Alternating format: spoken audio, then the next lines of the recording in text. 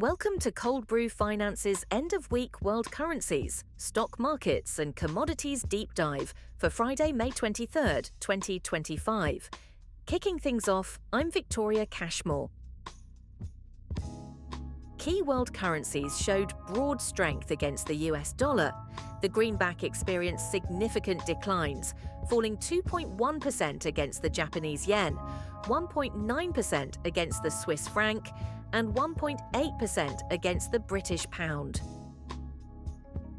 Year-to-date performance shows substantial weakness in the US dollar, declining 9.6% against the Swiss franc, 9.4% versus the Japanese yen, and 8.9% against the euro. Looking at longer-term performance, the US dollar has declined 13% against the Swiss franc over the past decade. However, it has gained 17.3% versus the Japanese yen and 14.4% against the British pound. Additional currency pairs show continued US dollar weakness. The greenback fell 1.7% against both the Canadian dollar and New Zealand dollar. The Chinese yuan offshore recorded its second consecutive weekly decline against the dollar. Year-to-date analysis reveals the US dollar has declined notably, dropping 6.6% against the New Zealand dollar, 5.9% versus the Singapore dollar, and 4.6% against the Canadian dollar. 10-year performance shows the US dollar has gained 34.2% against the Indian rupee and 22% versus the New Zealand dollar. However, it has declined 3.9% against the Singapore dollar over the same period. Looking at global stock market tracking ETFs, I'm Max Profit. Indonesia leads with a 4.1% gain to 19.16, showing upward volatility. Spain and United Kingdom both hit new one-year highs, rising 2.6% and 2.5% respectively, with very strong positive trends. The month-to-date returns show Indonesia leading with a 10.7% gain. Spain and Denmark follow with gains of 6.7% and 5.3% respectively. Year-to-date, Spain stands out with a remarkable 39.5% return.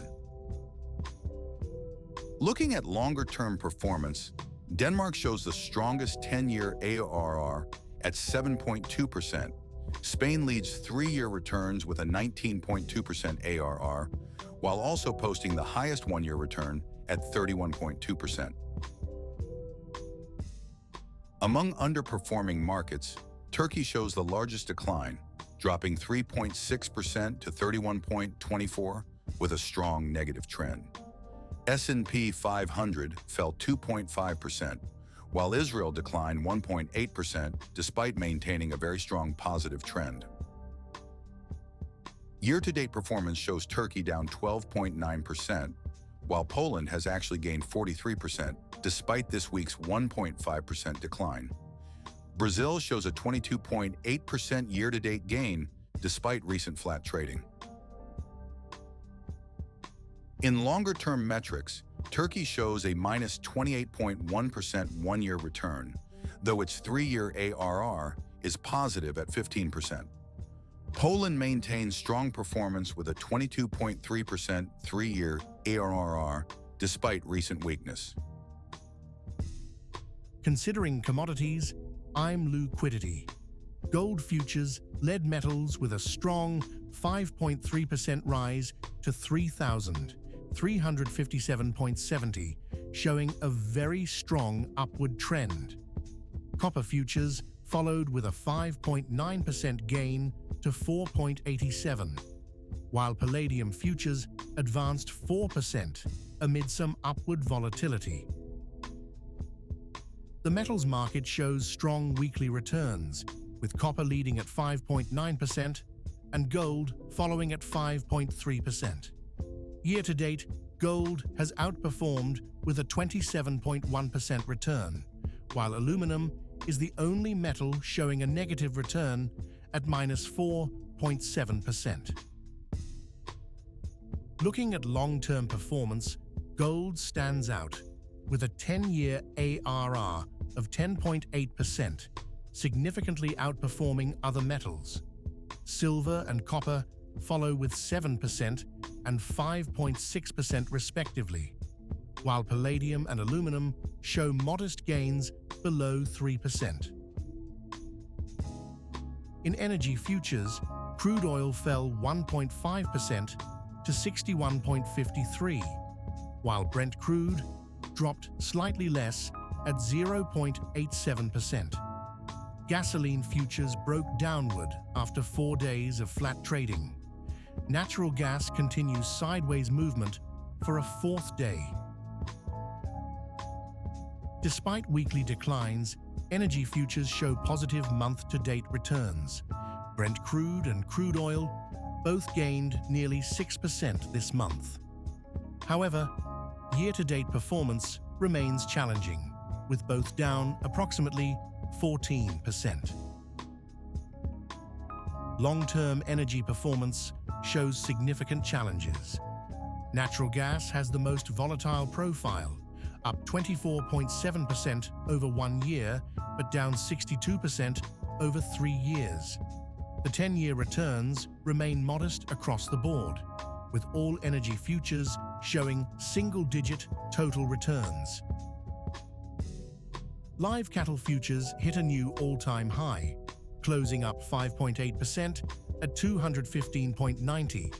Class 2 milk futures gained 4.4% amid strong upward volatility. Feeder cattle maintains a very strong positive trend despite more modest gains this week. Grains showed broad gains this week. Wheat futures led with a 4.3% rise to 538.75, despite maintaining a very strong negative trend. Corn gained 3.4% to 459, while soybean futures remained relatively flat, showing sideways movement for 3 days. Grain futures showed broad strength this week. Wheat futures led gains, climbing 4.3% to 538.75. Corn futures rose 3.4% to 459, while oat futures advanced 3.2% to 353.50. Rough rice futures posted its second consecutive weekly gain. Looking at long-term performance, rough rice and oats show the strongest 10-year returns at 39% and 45% respectively. Wheat has struggled significantly with a 3-year annual rate of return of minus 25%.